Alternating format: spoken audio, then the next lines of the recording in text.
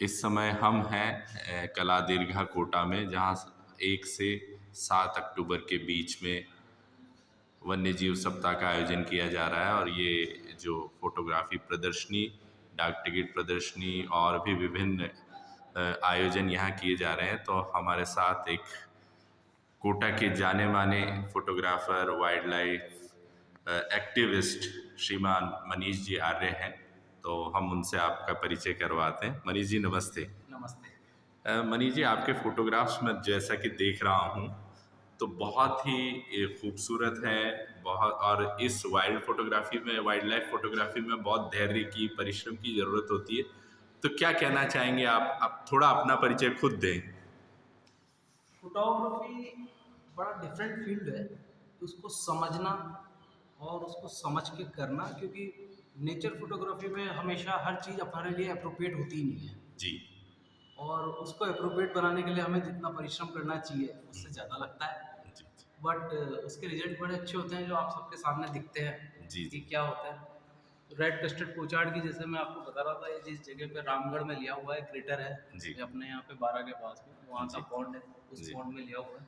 जी जी तो पॉन्ड का हमेशा घेराव नीचे की तरफ घेरा होता है, और इनको ग्राउंड लेवल पे इस तरीके से शूट करने के लिए बिल्कुल नीचे के लेवल पे लेटना, ये सब चीज़ें, और काफ़ी देर तक इनको पास आने को रुकना, जी जी ये सब चीज़ें साथ चलती हैं।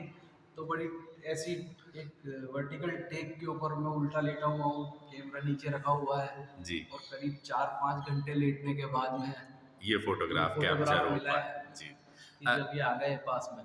आप इतने खूबसूरत फोटोग्राफ्स आपने लिए हैं, तो इसके पीछे प्रेरणा आपको कहाँ मिली? ये जो कला के प्रति आपका जो बोध है, ये इसके पीछे क्या सोच पाते? एक्चुअली में हमारा क्या है कि कम समय में समझ में आता है। आजकल स्टडी पैटर्न बहुत चेंज हो रहा है, लोगों को इतना जागरूक किया नहीं जाता, जी लेकिन नेचर हमारे लिए इतना इम्पोर्टेंट है और उसको बचाना उससे ज़्यादा इम्पोर्टेंट है, क्योंकि हम भी उसी के पार्ट हैं। जी जी तो प्रेरणा तो यहीं से मिल जाती है। जी दूसरा, फिर धीरे धीरे जब करते हैं तो जो आपको दूर से चीज़ दिखती है तो शायद इतनी खूबसूरत नहीं लगती, जब जगह थोड़ा पास से दिखती हैं जी जी और जी जब समझने लगते हैं नाम से, हाँ तो फिर इंटरेस्ट जगने लगता है। जी तो उसके हिसाब से अब यंग बहुत सारे जने करने लगे हैं जी धीरे धीरे देखते हुए, तो उनको करने में जो धैर्य, और फिर क्या है फोटोग्राफी में, फिर उसके बाद टेक्निकली बहुत सारी चीज़ें हैं जी जो जी ध्यान रखनी पड़ती हैं।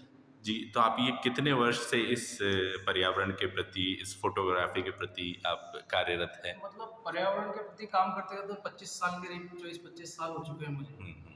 और काफ़ी सारे रिसर्च प्रोजेक्ट भी किए हुए हैं, काफ़ी सारी चीज़ें कर लेते हैं। जी। अभी जो युवा, जैसा आपने कहा, अभी जो युवा आ रहे हैं, तो उनमें आप क्या देखते हैं? जोश जुनून तो है, किस चीज़ की कमी नज़र आती है, या उन्हें आप प्रेरणा स्वरूप क्या कहना चाहेंगे? सबसे ज़्यादा जो अभी जो यंग अपनी जनरेशन इतनी ज़्यादा फोकस हो रही है चीज़ों पे, और फोटोग्राफी आजकल कैमरे इतने आसान हो गए कि मोबाइल में भी आ जाते हैं, सब कुछ आ जाता है, तो इम्तियाज़ बहुत हो रहा है। लेकिन फोटोग्राफी करने में हमारे को कंजर्वेशन का जो एक विशेष ध्यान रखना चाहिए। जैसे मैंने आपको कुछ देर पहले बताया कि ये फ़ोटो बुक लेने के लिए करीब 7-8 घंटे मॉर्निंग से बैठा, उसके बाद शाम को जाके फ़ोटो मिला 4 बजे मुझे ये। तो उसके लिए वेट करना ज़रूरी है, और चीज़ डिस्टर्ब भी नहीं हो, क्योंकि हम देख रहे हैं तो हमारे बच्चे भी देख पाएँ, शायद इसीलिए हम ये सब कर रहे हैं, जी और इसका कंजर्वेशन इसीलिए ही ज़रूरी है। जी।